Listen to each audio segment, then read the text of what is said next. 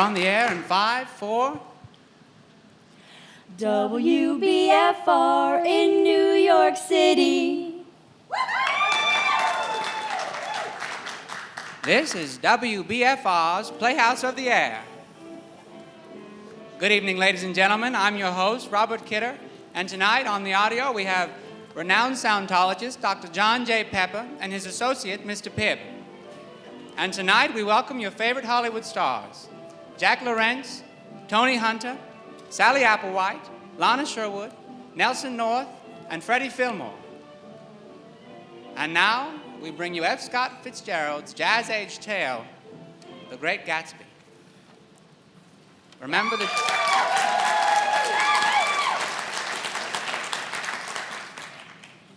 the Charleston and all the wild and carefree dance crazes that made the jazz-mad 20s roar? When fortunes were made overnight and young America went joyriding on homemade hooch. Prohibition brought with it new ways to make big money, speakeasies, rum runners, and bootleggers. And out of the 20s came Jay Gatsby, a young man who built an empire out of a dream in his heart. One of the few people who knew Gatsby best was the young man who lived next door to him. Ladies and gentlemen, meet Nick Carraway.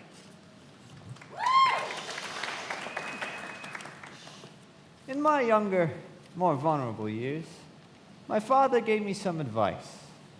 Son, whenever you feel like criticizing anyone, you just remember that not all the people of this world have had the same advantages that you've had. In consequence, I am inclined to reserve all judgments as a matter of infinite hope. I wanted no more riotous excursions with privileged glimpses into the human heart. Only Gatsby was exempt from my reaction. Gatsby, who represented everything for which I had unaffected scorn. There was something gorgeous about him, an extraordinary gift for hope as I had never seen in any other person. My family has been well-to-do for 3 generations now. I graduated from Yale and participated in the Great War. After that, I decided to go east and learn the bonds business, and it just so happens that I should move into one of the strangest communities in North America. 20 miles from New York, there are 2 unusual formations of land, what look like enormous eggs that jut out into Long Island Sound and are separated by a bay. I lived in the West Egg. My house was squeezed between 2 enormous places that rented for $15,000 a season. The one to my right was a colossal affair with a tower, a marble swimming pool, and over 40 acres of lawn and garden. That was the Gatsby Mansion. The story of the summer begins one evening when I was invited over to the more fashionable East Egg. I was invited to have dinner with the Buchanans, Daisy, my cousin, and Tom, her husband, whom I knew in college. He was one of those men who had reached such excellence at 21 that everything afterward savors of anticlimax. His family was enormously wealthy, and he came east in a fashion that rather took your breath away. When I arrived, Tom rode up the lawn on one of his polo ponies. Nick, Hello, Tom. You got quite the place here. I belong to an oil tycoon. Come on inside. A breeze blew through the room. There was an enormous couch, on which sat Daisy and another young woman, both in white. Oh, Nick, I'm paralyzed with happiness. Hello, Daisy. Everyone in Chicago sends their love. Do they miss me? The whole town is desolate. All the cars have left their rear wheel painted black as a mourning wreath. Oh, how gorgeous. Let's go back tomorrow, Tom. Oh, you have to meet the baby. Haven't you ever seen her? Never. Well, what are you doing now, Nick? I'm a bondsman with Probity Trust. Never heard of him. I'm stiff. I've been lying on that sofa for as long as I can remember. Well, don't look at me. I've been trying to get you to go to New York all afternoon. Nick, this is Jordan Baker. Have a drink, Jordan. Oh, no thanks. I'm in training. You live in the West Egg, Nick, so you must know Gatsby. Gatsby? Well, what Gatsby? Dinner is served. We were let out onto a porch where 4 candles flickered on a table.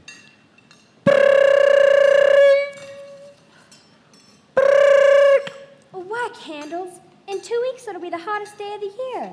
Telephone for you, Mr. Buchanan. Thank you. Excuse me.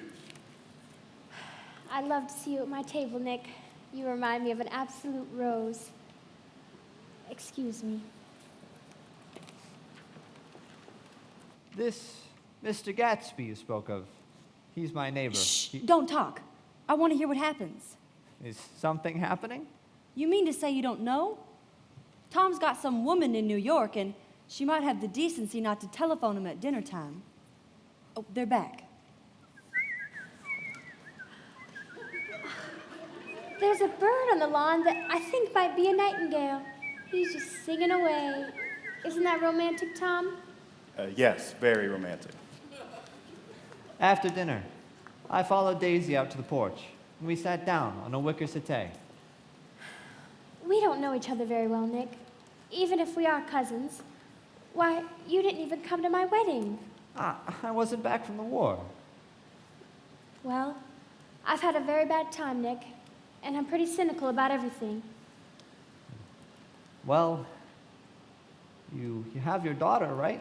I bet she talks and eats and everything. Oh, yes.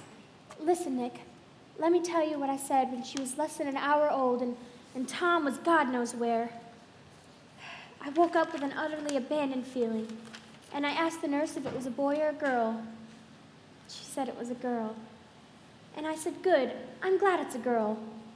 And I hope she'll be a fool. Why, that's the best thing a girl can be in this world. A beautiful little fool. Why, I've gone everywhere and seen everything. Oh, I'm so sophisticated. Daisy and I went back inside and joined Tom and Miss Baker. 10 o'clock. Time for this good girl to head to bed. Jordan's going to play at the tournament at Westchester tomorrow. Oh, you're Jordan Baker, the golfer. That's right. Good night, Mr. Carraway. See you again. Well, of course you will. In fact, I think I'll arrange a marriage. I'll fling you together, lock you up in linen closets and push you out to sea on a boat. Good night. I haven't heard a word. Well, she's a nice girl. She's going to spend a lot of summers out here, this Nick. Is she from New York? No, from Louisville. Our girlhood was passed together there. At the end of the evening, I got up to go home. Well, wait, I forgot to ask you something, and it's important. We heard you were engaged to a girl out west. It's libel. I'm too poor. What, we heard it from 3 people, so it must be true. I knew what they were referring to, but I wasn't even vaguely engaged, and I had no intention of being rumored into being married. When I got home, I saw a figure standing on Gatsby's lawn with his hands in his pockets. Then he stretched his arms out in a curious way towards the harbor and to a green light that might have been at the end of a dock. And when I looked back at him, he'd vanished.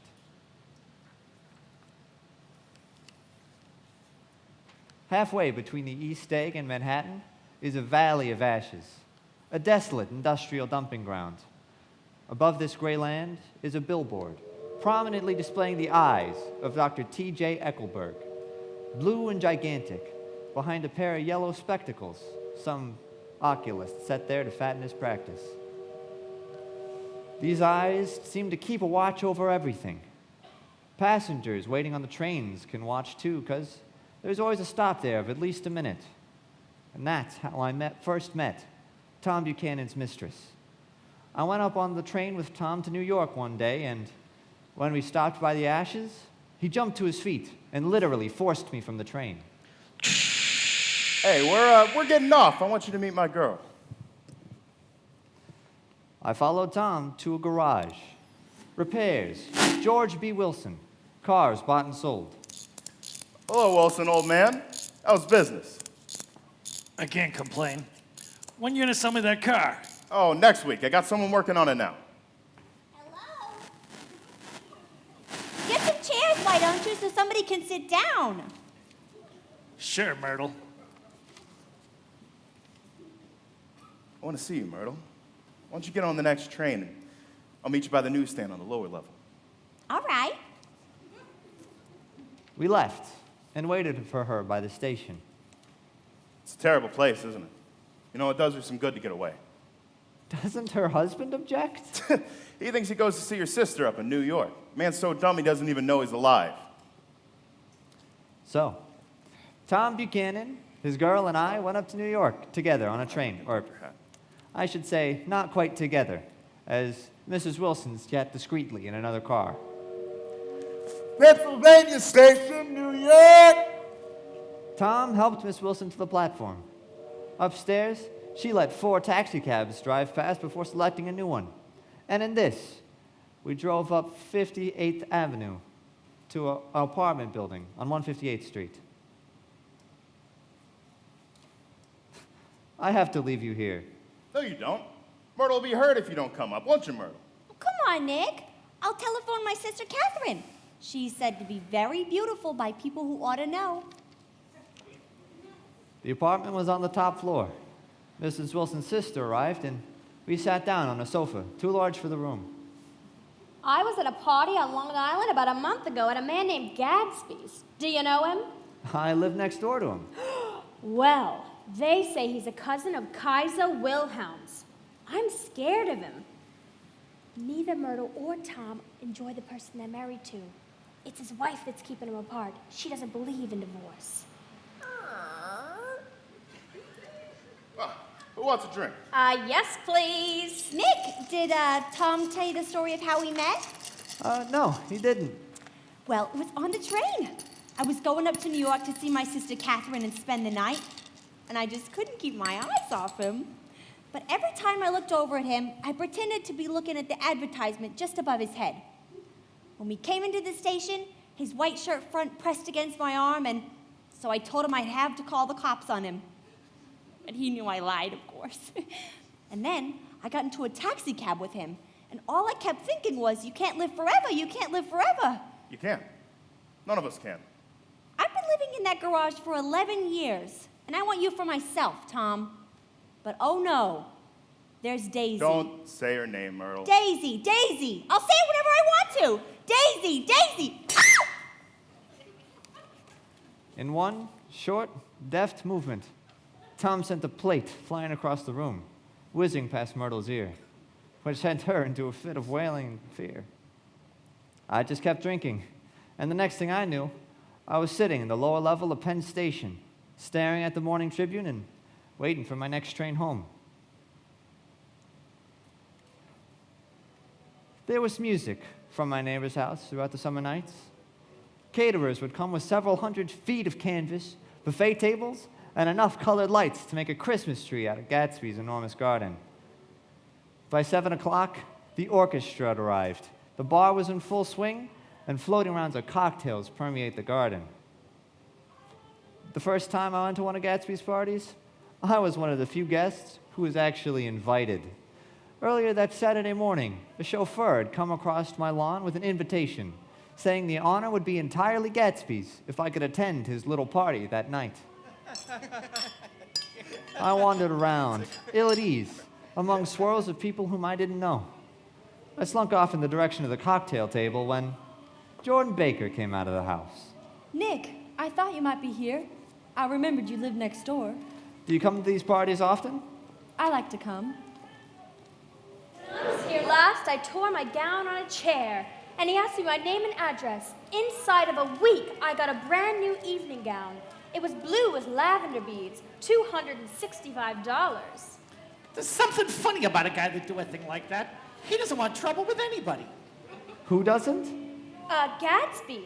Someone told me they thought he killed a man once. I don't think it's so much that. It's more that he was a German spy. I heard it from a guy who knew all about him. Grew up with him in Germany. This is much too polite for me. Come on, let's find the host.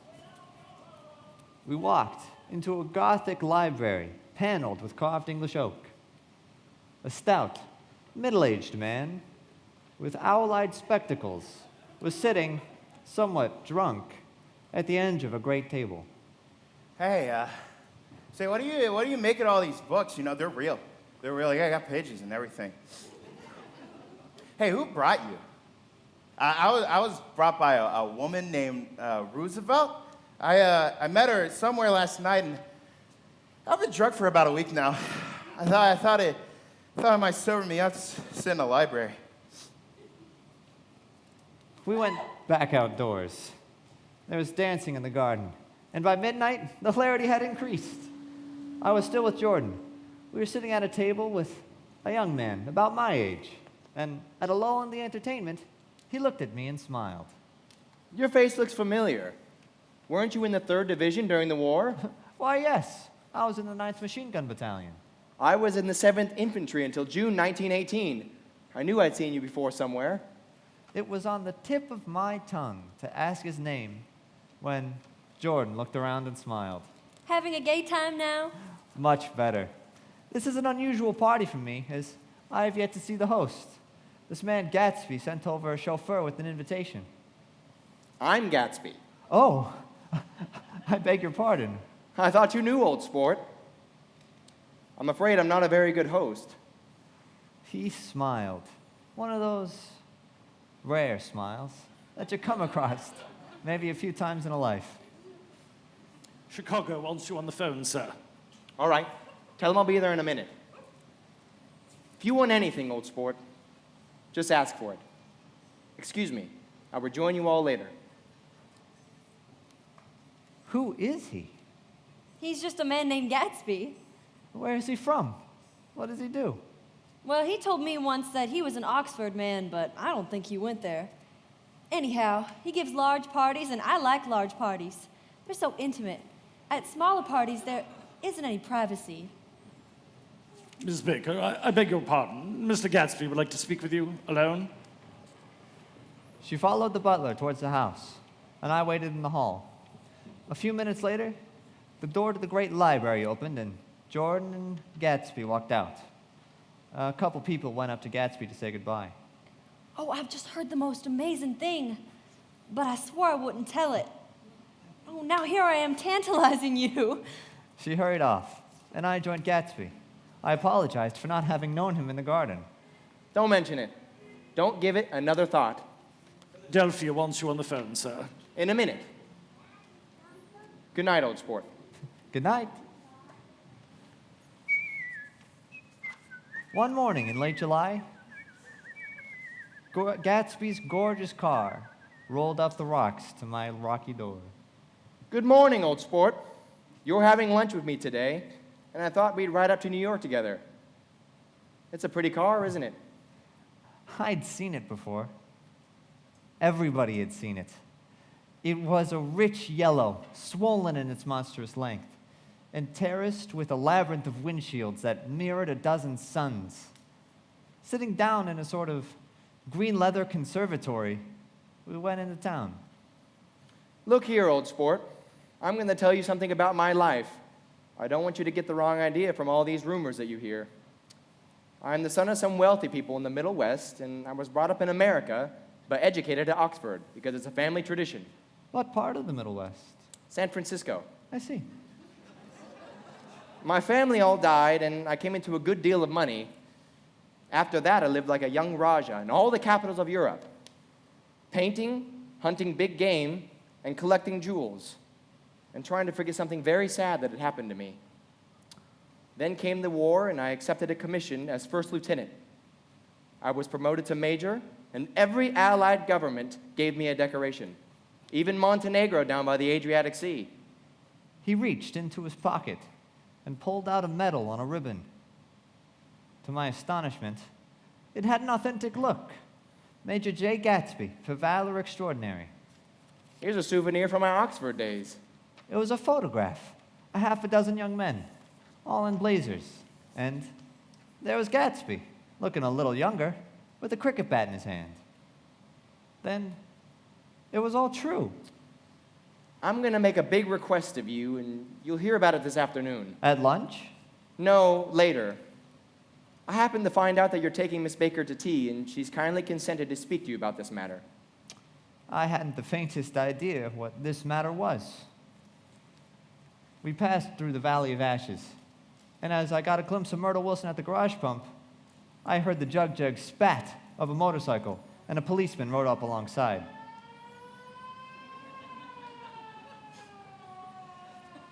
taking a white card from his wallet. Gatsby waved it before the policeman's eyes.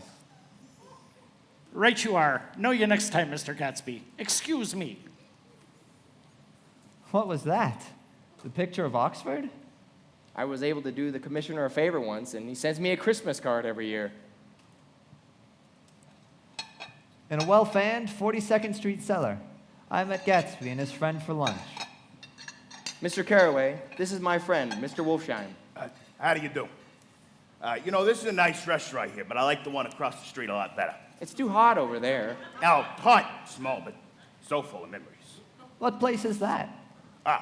The old Metropole. I'll never forget the night that they shot Rosie Rosenthal. Rosie had ate and drank all evening long, and it was almost morning when the waiter came, and he says to him, this is what he says. He says, "Somebody wants to speak to you outside, all right," says Rosie, and he begins to get up, and I pull him down in his chair, and I say, "You let those dirtbags come in here if they want to talk to you, Rosie." Well, did he go? Well, of course he went. Went outside on the sidewalk, and they shot him 3 times and drove away. I understand you're looking for a business connection. No. This is just a friend. I told you we'd talk about that some other time. I beg your pardon, I had the wrong man. Excuse me, gentlemen. He always has to telephone somebody. Fine gentleman, isn't he? Perfect gentleman. He's an Oxford man. Have you known Gatsby for a long time?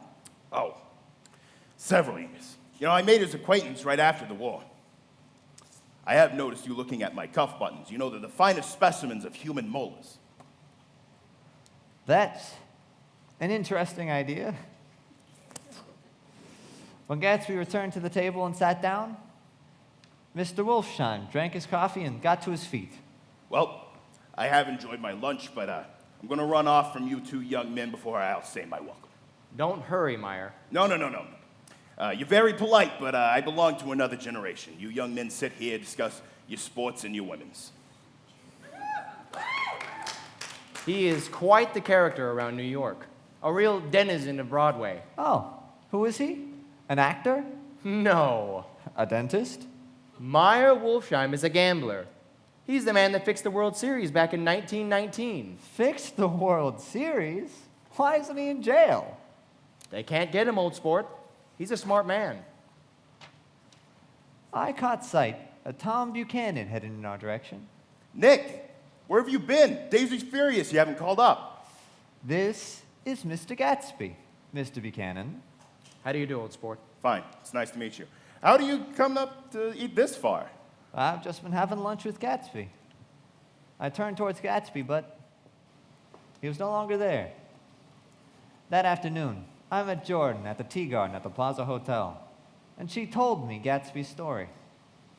One October day in 1917, I went walking in my neighborhood. The largest of the lawns belonged to Daisy Faye's house. She was 18 and the most popular girl in Louisville. All day long, her telephone rang, and excited young officers demanded the privilege of monopolizing her that night. When I came to her house that morning, she was sitting in her white roadster with a lieutenant I had never seen before. And they were so engrossed in each other that she didn't even see me at first. Oh, hello, Jordan. Are you going to the Red Cross today to make bandages? I am. Oh, well, can you tell him I can't come? The lieutenant looked at Daisy in a way that every girl longs to be looked at. His name was Jay Gatsby. By the next year, I had a few beaux myself, and I began to play golf in tournaments, so I didn't see Daisy very often.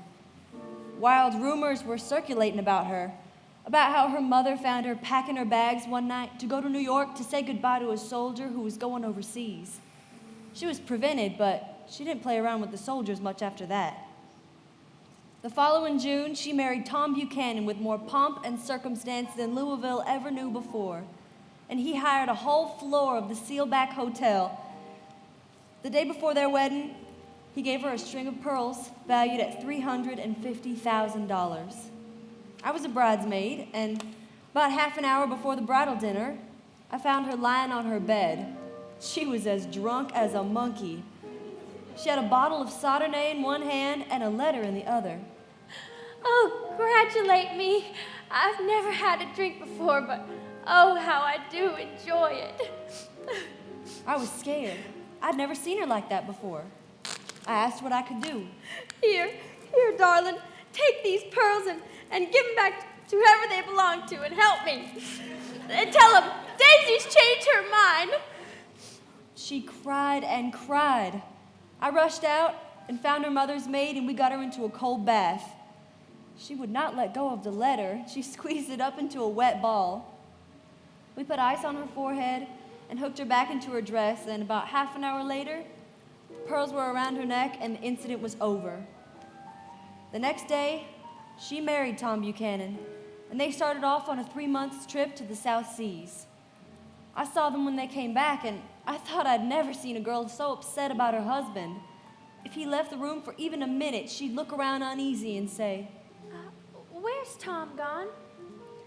The next April, Daisy had her little girl, and they came back to Chicago to settle down. They moved with a fast crowd, all of them young, rich, and wild. Well, about 6 weeks ago, she heard the name Gatsby for the first time in years. It wasn't until then that I'd connected this Gatsby with the officer in her white car. That is a strange coincidence. But it wasn't a coincidence at all. Gatsby bought that house so that Daisy would be just across the bay. He wants to know if you'll invite Daisy to your house some afternoon and then let him come over. Did I have to know all of this before he could ask such a little thing? And he thought you might be offended.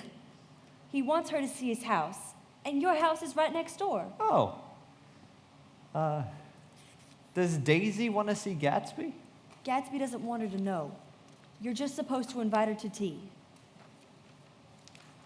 When I came home, Gatsby's house was lit from tower to cellar, but there wasn't a sound.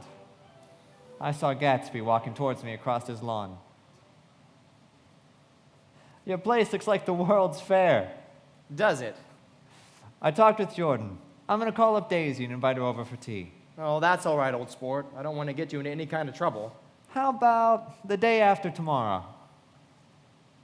I want to get the grass cut. I called up Daisy, and I asked her to come over to tea. Don't bring Tom. What? Don't bring Tom.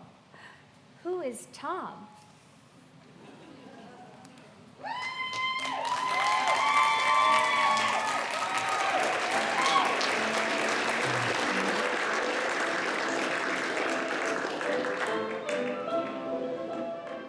We will return to WBFR's Playhouse of the Air presentation of The Great Gatsby after a word from our sponsors. I give you Miss Lana Sherwood and Sally Applewhite. Hey there, Sally. Why the long face? Well, Lana, I just visited my optometrist and found out I need glasses. Glasses? Why, what's wrong with that? Well, you know what they say. Men seldom make passes at girls who wear glasses. Well, let me turn that frown upside down and assure you that old adage is no longer the case. Not when you're wearing T.J. Ackelberg fashion design spectacle frames, that is. T.J. Ackelberg fashion design spectacle frames? That's right, Sally. With T.J. Ackelberg fashion design spectacle frames, no longer are girls who wear glasses doomed to look owlish, bookish, or just plain dull. Flattering T.J. Ackelberg fashion design spectacle frames make you lovelier than you ever thought possible, and they give your spirits a lift. But fancy wearing the same spectacle frames with all your pretty dresses. Why, that would be like wearing the same hat every day. Unthinkable. Dress up your eyes with exciting new frames that were created for cocktails, meant for the theater, and patterned to parade yourself in. These days, the fashion accent is on the eyes. Your spectacles become the most important part of your personality. And T.J. Ackelberg fashion design spectacle frames see that your eyes have it.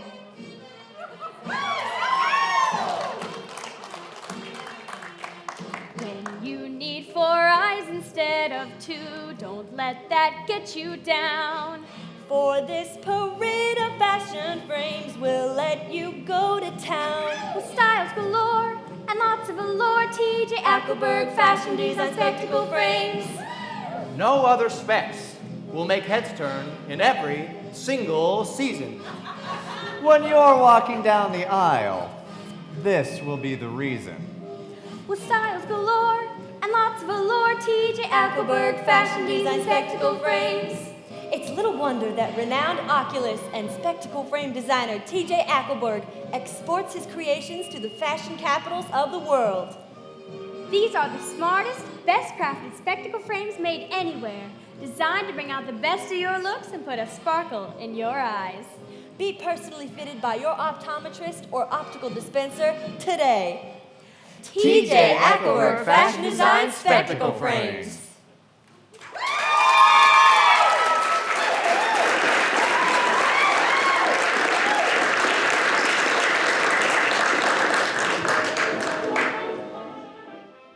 We will return to F. Scott Fitzgerald's The Great Gatsby after a brief intermission.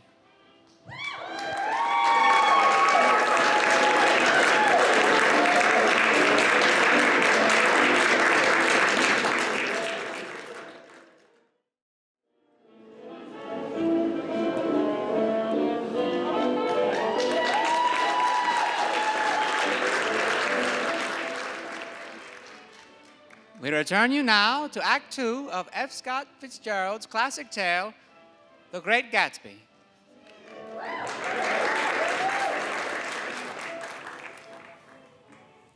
On the day agreed of Gatsby and Daisy's reunion was pouring with rain. At 11 o'clock, a man in a raincoat, dragging a lawnmower, knocked on my door and said that Gatsby had sent him over to cut my grass. At 12, a greenhouse worth of flowers arrived at my door. And an hour later, Gatsby walked in. The journal said the rain would stop about 4. Do you have everything you need to make tea? Together, we scrutinized the 12 lemon cakes. Will these do? Of course. They're fine, old sport. The rain cooled at about 3:30 to a damp mist. Gatsby peered from the windows from time to time. I'm going home. She's not coming. I can't wait here all day. Don't be silly. It's just 2 minutes to 4. He sat down, and simultaneously, there was the sound of a motor running up into my lane. We both jumped up, and I went out into the yard. Is this where you live, my dearest one? Are you in love with me, or why did you have me come alone? That's the secret. Tell your chauffeur to go away for an hour. Come back in an hour, Ferdy. We went in, and to my surprise, the living room was deserted. Well, that's funny. What's funny? Excuse me. I went to open the door. Gatsby was standing there in a puddle of water, glaring tragically into my eyes. He stalked past me and disappeared into the living room. For half a minute, there wasn't a sound except for the rain. Then I heard a sort of choking murmur, and I joined them. I certainly am awfully glad to see you again. It's been a long time. 5 years next November. Excuse me. Where are you going? I'll be back. I've got something to speak to you before you go. He followed me into the kitchen. My goodness, this is a terrible mistake. You're just embarrassed. That's all. She's embarrassed too. She's embarrassed? Just as much as you are. Don't talk so loud. You're acting like a little boy. And not only that, you're rude. Daisy's sitting in there all alone. He went back inside and joined Daisy, and I went out the back. I made way towards a tree whose leaves made a fabric against the rain. About a half hour later, the rain cooled, and so I went back inside. They were both sitting on a couch, and every vestige of embarrassment had gone. Daisy's face was smeared with tears. Hello, old sport. It stopped raining. What do you think of that? It stopped raining. I'm glad, Jay. I want you and Daisy to come over to my house. I'd like to show her around. Are you sure you want me to come? Absolutely, old sport. Daisy went upstairs to wash her face, while Gatsby and I waited in the lawn. My house looks well, doesn't it? It's splendid. It took me just 3 years to earn the money that bought it. I thought you inherited your money.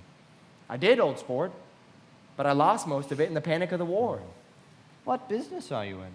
Oh, I've been in several things. I was in the drugstore business and then the oil business, but I'm not in either one now. Daisy came out of the house. That huge place there? You like it? Yes, I love it. But I don't know how you live there all alone. I keep it full of interesting people night and day. We entered by the huge door and wandered through music rooms and salons. Then we went upstairs, through dozens of bedrooms, intruding into one where a disheveled man in his pajamas was doing exercises. Finally, we came to Gatsby's own bedroom, which was the simplest of them all, except for where the dresser was adorned with a toilet set of pure gold. Daisy took the brush and smoothed her hair with delight, and Gatsby sat down and laughed. He was consumed with wonder by her presence. Recovering himself, he opened 2 enormous cabinets which held his shirts, shoes, and ties, piled stacks a dozen high. I've got a man in England who buys me clothes. He sends over a selection of things at the beginning of each season. He took out a pile of shirts and began throwing them on the bed. Shirts of sheer linen, thick silk, and fine flannel. Here are shirts with stripes and scrolls, and plaids in coral, and apple green, and orange, and Indian blue. I've never seen such beautiful shirts before. After the house, we saw the grounds and the swimming pool, but it began to rain again, so we just stood, looking at Long Island Sound. If it wasn't for the mist, we could see your home across the bay. You've got a green light there that burns all night at the end of your dock. Daisy put her arm through his, but Gatsby seemed totally absorbed in what he had just said. Perhaps it had occurred to him that the significance of that green light had vanished forever. It was once again just a green light at the end of a dock. I began to walk about the room, and I saw a photograph of a young man in yachting costume. Who's this? Why, that's Mr. Dan Cody, old sport. He's dead now. He used to be my friend years ago. There was a small picture of Gatsby, also in yachting costume, taken when he was about 18. Oh, I adore it. The pompadour. You never told me I had a pompadour or a yacht. Here's a lot of clippings about you.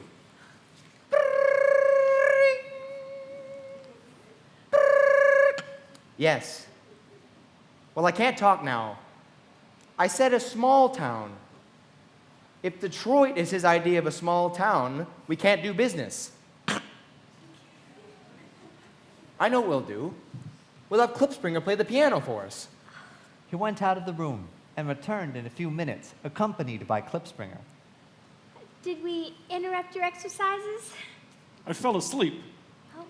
Klipspringer plays the piano, don't you, old sport?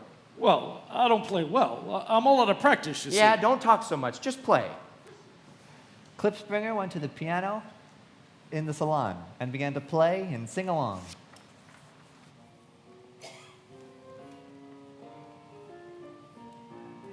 Every morning, every evening, ain't we got fun? Not much money, oh, but honey, ain't we got fun? All the lights were going on in the West Egg now. As I said goodbye, I saw the expression of bewilderment had come back into Gatsby's face. Almost 5 years. There must have been some moments where Daisy had tumbled short of his dreams. There's no amount of fire or freshness that can challenge what a man will store up in his heart. His hand took a hold of hers, and I left them there together.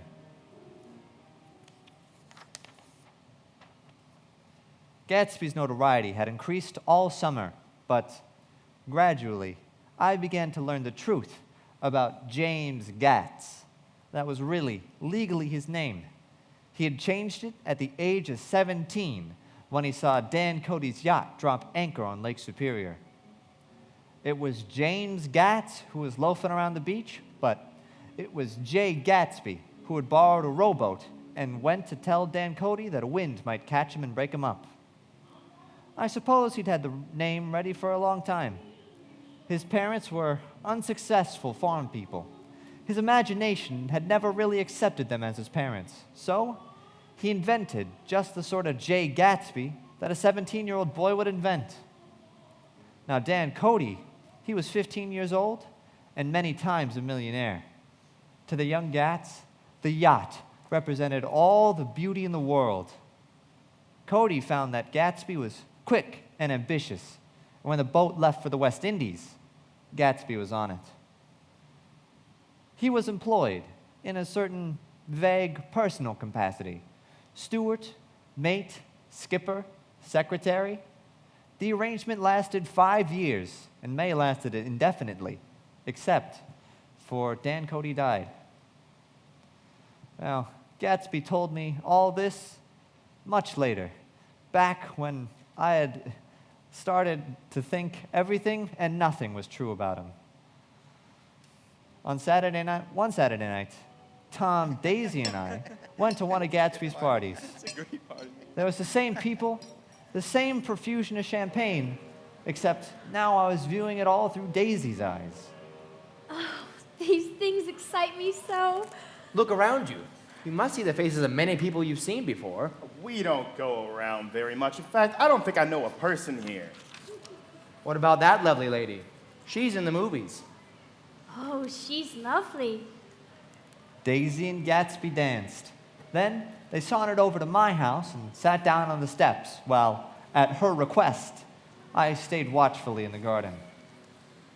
After supper, during which Tom ate at another table with a common but pretty girl, as Daisy characterized her, I sat on the front steps with Tom and Daisy and waited for their car home. Say, who is this Gatsby anyhow? Some bootlegger? You know, a lot of these newly rich people are just bootleggers. Not Gatsby. Well, he certainly must have strained himself to get this menagerie together. Well, at least they're more interesting than the people we know. I'd like to know who he is and what he does, and I think I'll make a point of finding out. Well, I can tell you right now. He owns a lot of drugstores, and he built them up himself.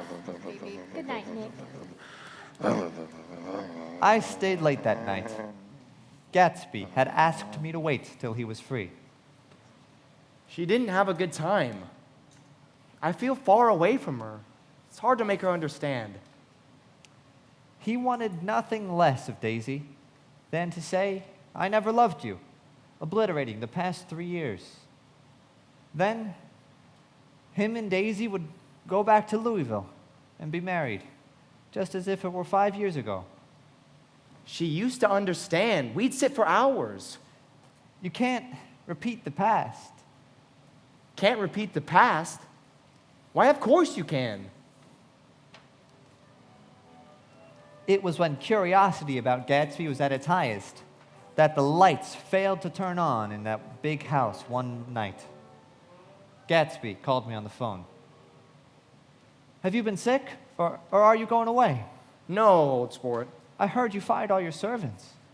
Daisy comes over quite often in the afternoons, and I didn't want the gossip. "I see."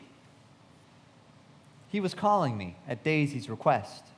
Would I come over for lunch at her house tomorrow? Jordan would be there, but something was up. The next day was broiling. It was the warmest of the summer. Daisy and Jordan lay upon that enormous couch, and Gatsby stood in the center of a crimson carpet. Daisy watched him and laughed, her sweet, exciting laugh. That's Tom's girl on the telephone. Very well, then. I won't sell you the car. I'm under no obligations to you, and as for bothering me about it at lunchtime, I won't stand for that at all. Holding down the receiver. No, he's not. It's a bona fide deal. I happen to know about it. Mr. Gatsby, glad to see you. Nick, Make us a cold drink, Tom. coming up. As he left the room, Daisy went over to Gatsby, pulling his face down and kissing him on the mouth. You know I love you. You forget there's a lady present. Well, you kiss Nick too. What a low, vulgar girl. I don't care. Tom came back with 4 gin rickeys that clicked full of ice. What do we do with ourselves this afternoon? Or the day after that? Or the next 30 years? Don't be morbid. Life starts all over again when it gets crisp in the fall. But it's so hot. Let's all go out. Who wants to go to town? Jay? All right. Well, I'm perfectly willing to go to town. Come on, let's start. Daisy and Jordan went upstairs to get ready, while we three men stood in the front yard, shuffling the hot pebbles with our feet. I don't see the idea going to town. You know, women, they get these ideas in their heads, of course. Shall we take something to drink? I'll get some whiskey. Excuse me, gents. I can't say anything in his household, sport. She's got an indiscreet voice. It's full of... Her voice is full of money. It was full of money. The symbol song of it. Tom came out of the house, wrapping a bottle in a towel, followed by Jordan and Daisy. Shall we all go in my car? Well, how about you take my coupe and I'll drive your car to town? I'm afraid there's not a lot of gas. Plenty of gas. Come on, Daisy, I'll take you in this circus wagon. No, you take Nick and Jordan. I'll drive with Jay in the coupe. Tom and Jordan got into the front seat of Gatsby's car. Did you see that? You must think I'm pretty dumb, don't you? Well, perhaps I am, but I've made a small investigation into his past. And you found out he was an Oxford man? An Oxford man. Oxford, New Mexico, maybe. Listen, Tom, if you're such a snob, then why did you invite him to lunch? Daisy invited him. She knew him from before we were married and God knows where. We drove on for a while in silence. Then, as Dr. T.J. Ecclesburg's eyes came into view, I remembered Gatsby's caution about gasoline. Got enough gas to get us to town. But there's a garage right here. I don't want to get stalled in this baking heat. Let's have some gas, Wilson. What do you think we stopped for? The admire the view? I'm sick. I've been sick all day. You sounded well enough on the phone. I need money pretty bad. I was wondering what you're going to do with the old car. Well, how do you like this one? I bought it last week. It's a nice yellow one. No, would you like to buy it? Fat chance. Listen, what you going to do with your old car? Well, what do you want money for all of a sudden, anyhow? The wife and I are going to move west. Your wife wants to go. She's been talking about it for years. Now she's going whether she wants to or not. I just got wised up to something funny going on the past couple days. That's why I want to get away. I realized that George had discovered that Myrtle had some sort of life apart from him. But his suspicions hadn't landed on Tom. Well, I'll let you have that car. I'll send it over tomorrow afternoon. As we drove away, Tom was feeling the hot whips of panic. His wife and his mistress, until an hour ago secure, were slipping from his control.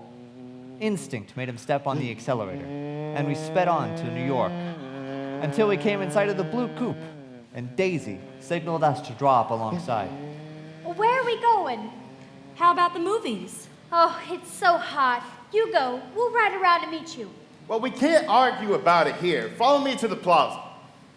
We engaged a suite at the Plaza Hotel. It was large and stifling.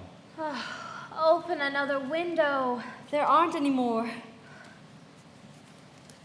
Look, the thing to do is to stop crabbing about the heat. You make it 10 times worse by complaining about it.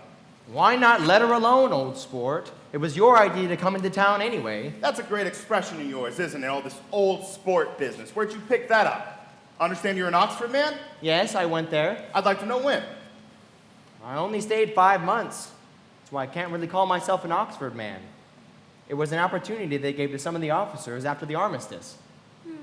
Open up the whiskey, Tom, and I'll make you a mint julep. Then you won't seem so stupid to yourself. Now, you wait a minute. I'd like to ask Mr. Gatsby another question. Go on. What kind of a row are you trying to start in my house, anyhow? Jay isn't causing a row, Tom. You're causing a row. Have a little self-control. Self-control! Oh, I suppose the newest thing is to just let Mr. Nobody from nowhere come and sweep your wife off her feet. I've got something to tell you, old sport. Please don't, Jay. Let's all just go home. Yeah, that's a good idea. Come on, Tom. No, I want to know what Mr. Gatsby has to tell me. Your wife doesn't love you. She's never loved you, and she loves me. You must be crazy.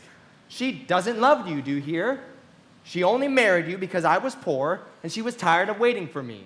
But in her heart, she never loved you. Well, what's been going on here? I want to hear all about it. It's been going on for 5 years. You've been seeing this fellow for 5 years, Daisy. No, not seeing. No, we couldn't meet. But both of us loved each other all that time. I used to laugh sometimes to think that you didn't know. Well, you're crazy. I can't speak to what happened 5 years ago because I didn't even know Daisy then. But Daisy loved me the day that she married me, and she loves me now. No, she doesn't. She does, though. Sometimes, trouble is that she just gets foolish ideas in her head, and sometimes I go off and I make a fool of myself, but I always come back, and in my heart I love her the whole time. You're revolting. Just tell him the truth, Daisy, that you never loved him, and it's all wiped out forever. Why? How could I love him? Possibly. You never loved him. I never loved him. Not when we were in Hawaii. No. Not even the day that I carried you down from the punch bowl just to keep your shoes dry. Please don't. Oh, there, Jay. You asked for too much. I love you now. Isn't that enough? I used to love Tom, but I loved you too. You loved me too? Even that's a lie. She didn't know you were alive. Right? There's things between me and Daisy that you will never know about. I'd like to speak to Daisy alone. Even alone, I can't say I never loved Tom. It just wouldn't be true. Of course it wouldn't. As if it mattered to you. Of course it matters. I'm going to take better care of you from now on. You don't understand. You're not going to take care of Daisy any longer. Oh, I'm not. And why's that? Daisy's leaving you. Nonsense. I am, though. She's not leaving me. Certainly not for some common swindler who had to steal the ring that he put on her finger. I won't stand this. Please, let's go out. Who are you anyhow? You're one of the bunch that hangs around Meyer Wolfsheim. That much I happen to know. You know, I've made a little investigation into your affairs, and I found out what your drugstores really were. He and this Wolfsheim bought up a bunch of side street drugstores here and in Chicago and sold grain alcohol over the counter. I picked him for a bootlegger the day I met him, and I wasn't far off. What about it, old sport? Don't call me old sport. That drugstore business is just small change, but you got something bigger going on now that people are afraid to talk about. Please, Tom, I can't stand this anymore. Well, you two start on home in Mr. Gatsby's car. He won't annoy you. I think he realizes that this presumptuous little flirtation is over. They were gone without a word. After a moment, Tom got up and began wrapping the unopened bottle of whiskey in a towel. Want any of this stuff? Nick, Jordan? No. I just remembered. Today's my birthday. I was 30. Before me stretched the menacing road of a new decade.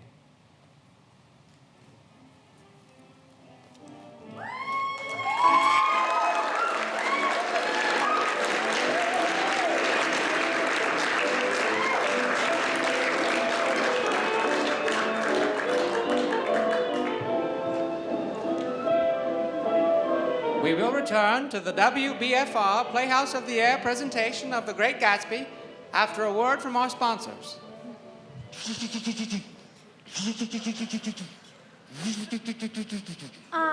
Having car trouble, Lana? I'll say I am, Sally. And of all the times, I'm late for a hot date and I can't tell an undercarriage from a tailpipe. Well, well, well, that is a pickle. Can you keep a secret? I can't. Well, I don't know an undercarriage from a tailpipe either. But Sally, your car is always in tip-top shape and never lets you down. Well, you see, that's my secret. I have a friend. A friend? Do tell. Why, it's my handy-dandy green light automobile service repairman. That's who. Why, that's swell. Say, you've got all the brakes. Well, my handy-dandy green light automobile service repairman has all the brakes, spark plugs, and hubcaps, too. If I ever have any car trouble, I just give him a ring and my problems vanish.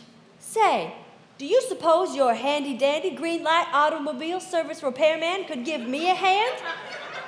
Why, he'd be happy to. And with over 100 locations across the continental United States, there's never a green light automobile service company far from home.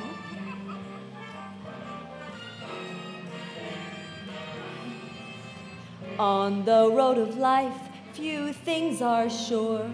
When you hit a bump and can't endure, With green light, you'll be better off than you were. Green light is on your side. Your windshield cracks, you're stuck in snow.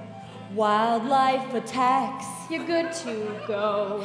dings, rattles, and shakes. Your tires blow. Someone cuts your brakes and You're good to go. Look for the Green Light Automobile Service Company in your classified phone books today. Your car will thank you.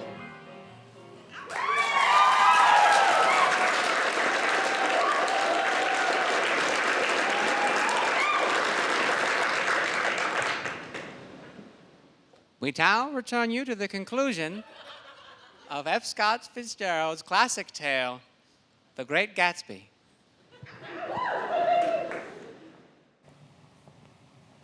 It was 7 o'clock when Jordan and I got into the coupe with Tom and started towards Long Island.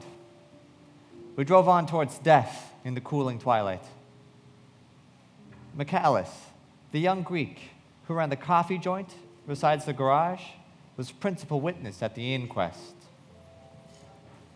Michalis found George Wilson sick in his office, pale and shaking all over.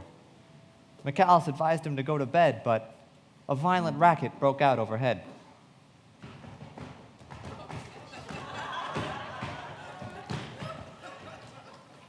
I got the wife locked up upstairs. She's gonna stay there till the day after tomorrow. Then we're gonna go away. Michalis tried to find out what had happened, but Wilson wouldn't say a word.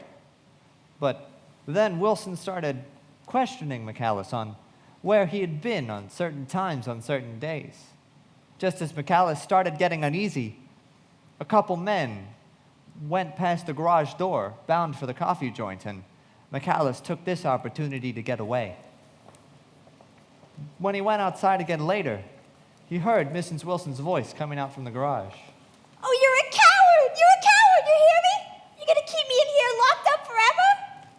A moment later, she rushed out into the dusk, waving her hands and shouting, and before Michalis could move, it was over. The death car, as the newspapers called it, didn't stop. It came out of nowhere, wavered for a moment, then raced around the bend. A car going towards New York had stopped 100 yards beyond. Michalis and the driver reached Myrtle first, but it was too late. We saw 3 or 4 automobiles in a crowd when we were still some distance away. All right. Well, that's good. Maybe Wilson will have some business finally. We'll just take a look. Seems to be some bad trouble up here. Tom pushed his way through the crowd and into the garage. Myrtle Wilson's body was wrapped up in a towel on a workbench. A motorcycle policeman was taking down names in a little book, and Wilson was swaying back and forth. Oh my God! My God! My God! Hey, you, listen to me real quick. What do you want, fella? What happened? That's all I want to know. Auto hit her. Instantly killed. She ran out into the road and he didn't even stop his car. I saw the car. It was a big, new, yellow car. Passed me down the road going 50 or 60 miles an hour. Let's have your name. Say, Wilson, you got to pull yourself together. That yellow car I was driving this afternoon, it's not mine. What's all that? I'm a friend of his. He says that he knows the car that did it. It was a yellow car. And what color's your car? It's a blue coupe. Let's get out of here, Tom. Tom drove slowly till we were beyond the bend. Then, we raced on through the night. That coward. He didn't even stop his car. the Buchanan's house appeared suddenly through the trees. Daisy's home. Yeah, I ought to drop you off in the West Egg, Nick. I'll phone for a taxi to come pick you up. Won't you come in, Nick? No thanks, Jordan. I'll wait for my cab outside. I wouldn't dare go in. I was sick of all of them. I walked down the drive and I saw Gatsby. Nick, What are you doing? just standing here, old sport. Did you see any trouble on the road? Yes? Was she killed? Yes. I told Daisy I thought so. She stood it pretty well, and I got to West Egg by a side road and parked the car in the garage. I don't think anybody saw us. I didn't bother to tell him he was wrong. Who was the woman? Her name was Myrtle Wilson. Her husband owns the garage. How the devil did it happen? Well, I tried to swing the wheel. Wait, was Daisy driving? Yes. But of course I'll say I was. You see, when we left New York, she was very nervous and she thought it would steady her nerves to drive. And this woman rushed out at us. It all happened in a minute. But it seemed to me like she thought we were someone she knew. The second my hand reached the wheel, I felt the shock. It must have killed her instantly. It ripped her open. Don't tell me, old sport. Anyway, I tried to make Daisy stop, but she couldn't. So I pulled on the emergency brake. She fell over onto my lap, and I drove on. She'll be all right tomorrow. She locked herself in her room, and if he tries any brutality, she'll turn the light off and on again. He won't touch her. He's not thinking about her. I don't trust him. How long are you going to wait? All night if necessary. I walked up to the window. Daisy and Tom were sitting at the kitchen table. He was talking intently, and occasionally she'd look up and nod. They weren't happy. And yet, they weren't unhappy either. Is it all quiet up there? Yeah, you'd better head home and get some rest. I want to wait here till Daisy goes to bed. Good night, old sport. I left him, standing there in the moonlight, watching over nothing. I couldn't sleep, half sick between the grotesque dreams and savage reality. Toward dawn, I heard a motor going up Gatsby's drive. I jumped out of bed. I had to warn him. Nothing happened. At about 4 o'clock, she came to the window and stood there for a minute, and then turned out the light. It's pretty certain they'll trace your car. You'd better head up to Atlantic City for a week or up to Montreal. I couldn't consider it. How could I possibly leave Daisy without knowing what she's going to do? He was clutching at some last hope, and I couldn't bear to shake him free. He wanted to talk about Daisy. She was the first nice girl that he'd ever known. It excited him, too, that many men had already loved Daisy. It increased her value. But he knew that however glorious his future might be as Jay Gatsby, at the moment, he was a penniless young man without a past. And at any moment, the invisible cloak of his uniform might slip from his shoulders. I can't describe to you how surprised I was to find out that I loved her, old sport. I'd even hoped that she'd throw me over. But she didn't. Because she loved me too. On the last afternoon before I went abroad, I sat with Daisy in my arms for a long time. We'd never felt closer. I did well in the war, and after the armistice, I tried to get home, but ended up at Oxford instead. I was worried. There was despair in Daisy's letters. She wanted to see me and be reassured that she was doing the right thing by waiting for me. But she wanted her life shaped immediately, and the decision made by some force of love, of money, that was close at hand. That force took shape with the arrival of Tom Buchanan. There was something about his person and position, and Daisy was flattered. Her letter reached me while I was still at Oxford. I don't think she ever loved him, old sport. Well, maybe a little when they were first married, and loved me more even then, do you see? It was 9 o'clock when we were finished with breakfast. The gardener came to the foot of the steps. I'm going to drain the pool today, Mr. Gatsby. The leaves will start falling pretty soon, and then there's always trouble with the pipes. No. Don't do it today. You know what, old sport? I haven't used the pool all summer. It's 12 minutes to my train. I didn't want to go into the city.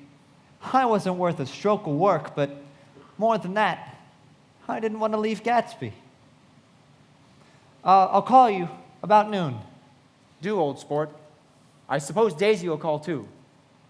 I suppose so. Well, goodbye. They're a rotten crowd. You're worth the whole bunch put together. He nodded politely and smiled that radiant smile. Now, I want to go back a little and tell you what had happened at the garage after we'd left. Until long after midnight, a changing crowd hung around the garage while George Wilson rocked himself back and forth on the couch inside. McAllis sat with him. At about 3 o'clock, the quality of Wilson's incoherent mutterings had changed. He began to get a little louder and began to talk about a yellow car. He announced that he had a way of finding out this car and whom it belonged to. And then he blurted out that a couple months earlier, his wife had returned from the city, petrified by something that had happened. He murdered her. It was an accident, George. It was the man in that car. She ran out to speak to him, and he wouldn't stop. Maybe you've got a friend I can telephone for you, George? I took her to the window and I said, God knows what you've been doing. You might fool me, but you can't fool God. God sees everything. Those are just the eyes on an advertisement, George. McAllis was worn out and went home to sleep. When he awoke, he hurried back to the garage, but Wilson wasn't there. There were boys who had seen a man acting sort of crazy. He went from garage to garage, inquiring about a yellow car, and he finally learned Gatsby's name and where he had lived. At 2 o'clock, Gatsby put on his bathing suit and informed the butler that if any telephone message arrived, he was to be informed at the pool. No telephone message arrived that day. I had an idea that Gatsby himself didn't believe it would come. If that was true, perhaps he had thought that he lived so long with a single dream. I drove from the station directly to Gatsby's house, and my rushing up the steps was the first thing that alarmed anyone. Then, the chauffeur said that he'd heard a couple shots, but he didn't think anything of them, and the chauffeur, the butler, the gardener, and I rushed to the side of the pool, and we found Gatsby and a cluster of leaves tracing a thin red line in the pool. It was after we started with Gatsby's body that we found Wilson's body a little ways off in the grass. The Holocaust was complete. The rest of the day was an endless parade of police, photographers, and newspapermen. Most of the newspaper reports were grotesque, circumstantial, and untrue. I called up Daisy.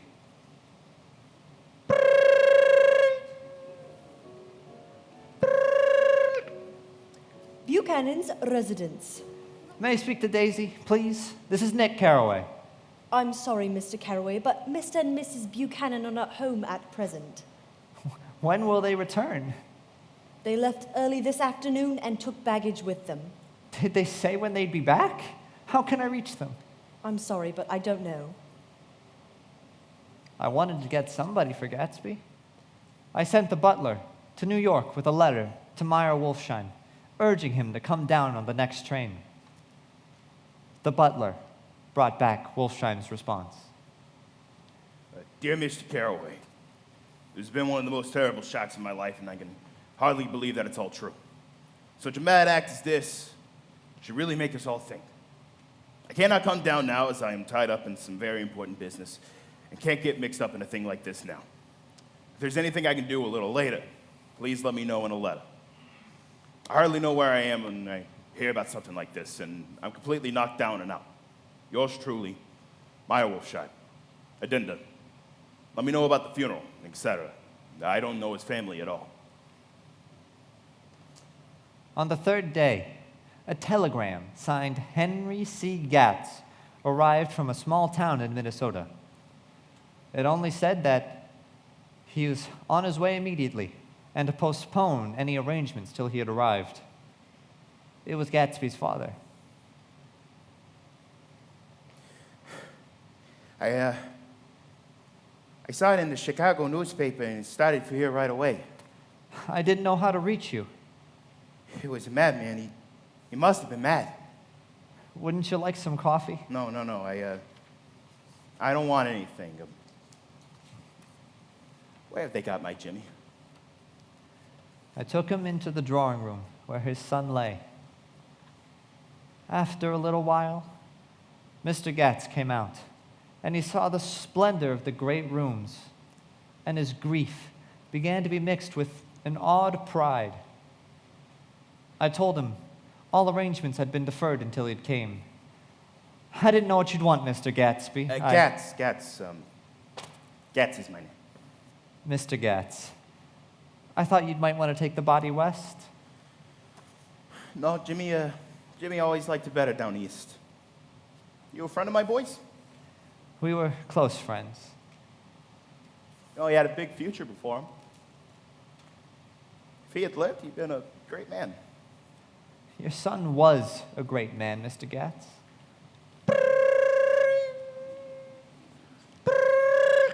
Hello, this is Mr. Carraway. This is Cliff Springer. The funeral's tomorrow at 3 o'clock here at the house. I wish you'd tell anybody who'd be interested. Oh, I will, of course. I mean, I'm not likely to see anybody, but if I do... Well, of course, you'll be there. Well, I'll certainly try. What I called about is... Wait a minute. How about saying you'll come? Well, the fact is, what I called about is a pair of shoes I left there. I was wondering if it wouldn't be too much trouble to have the butler send them on. You see, they're my tennis shoes, and I'm helpless without them. I hung up the telephone. I felt a certain shame for Gatsby. One gentleman I phoned even implied that he got what he deserved. The morning of the funeral, I went up to New York to see Meyer Wolfsheim.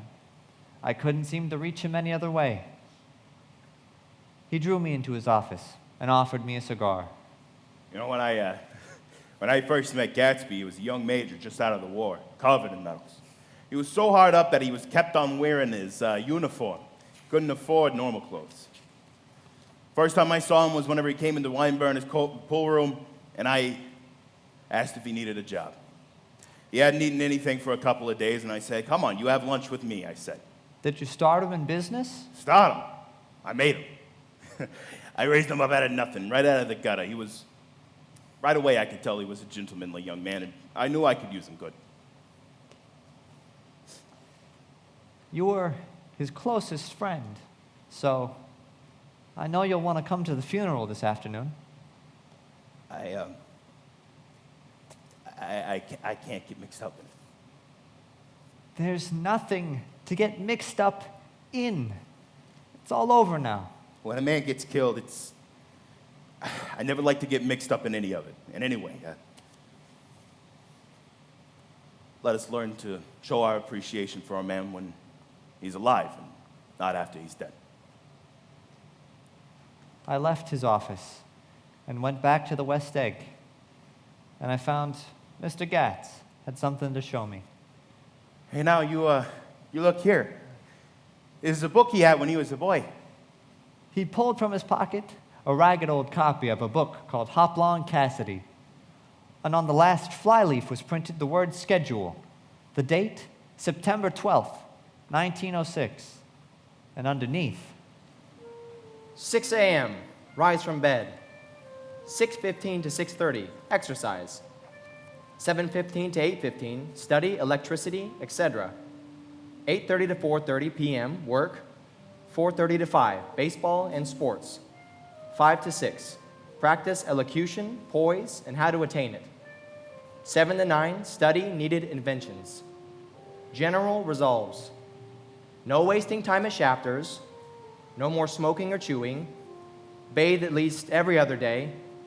Save $5, crossed out, $3 per week. Be better to parents. I came across this book by accident. It just goes to show you, don't it? it just shows you.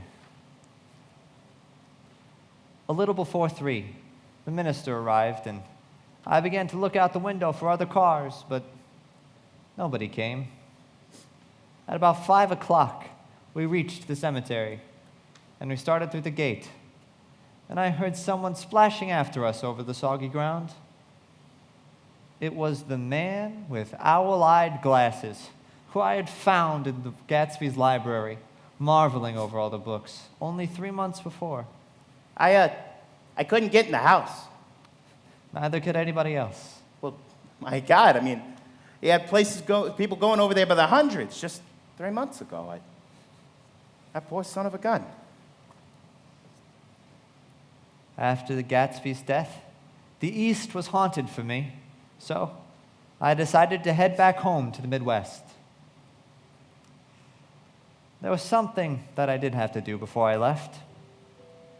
I saw Jordan Baker and talked over and around what had happened between us. After I was finished, she said she was engaged to another man. I doubted that, but I pretended to be surprised and said goodbye. One afternoon, I saw Tom Buchanan along Fifth Avenue, frowning into the windows of some jewelry store. Suddenly, he saw me and held out his hand. What's the matter, Nick? Do you object to shaking hands with me? Yes? Do you know what I think of you? Tom, what did you say to Wilson that afternoon? I told him the truth.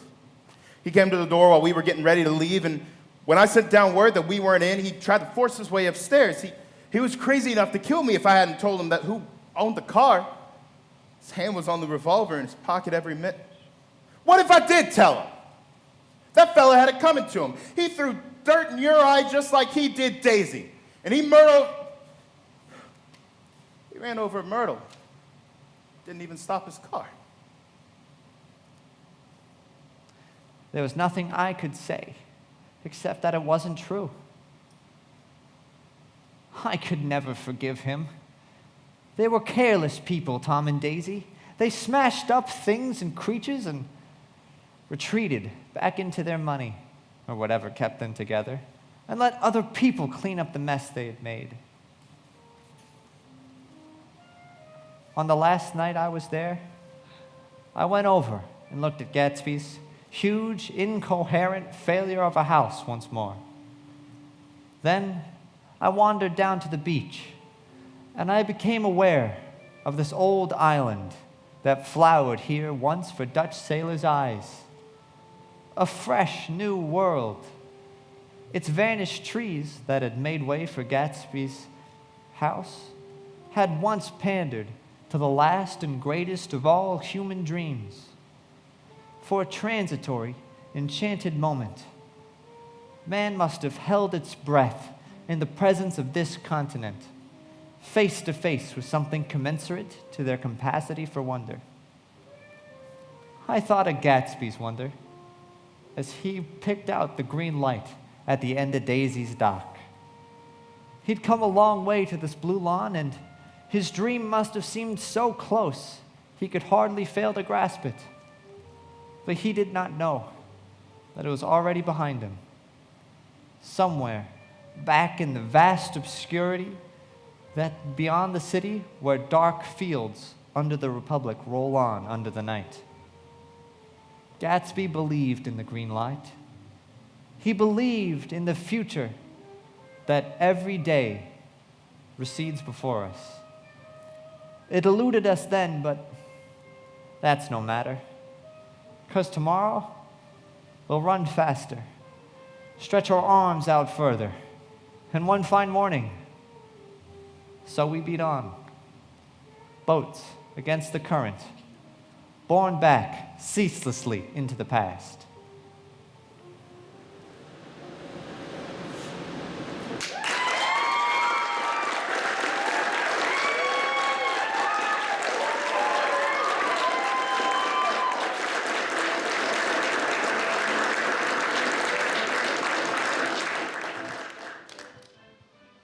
This has been WBFR's Playhouse of the Air presentation of The Great Gatsby, starring Jack Lawrence, Sally Applewhite, Lana Sherwood, Tony Hunter, Nelson North, and Freddie Fillmore.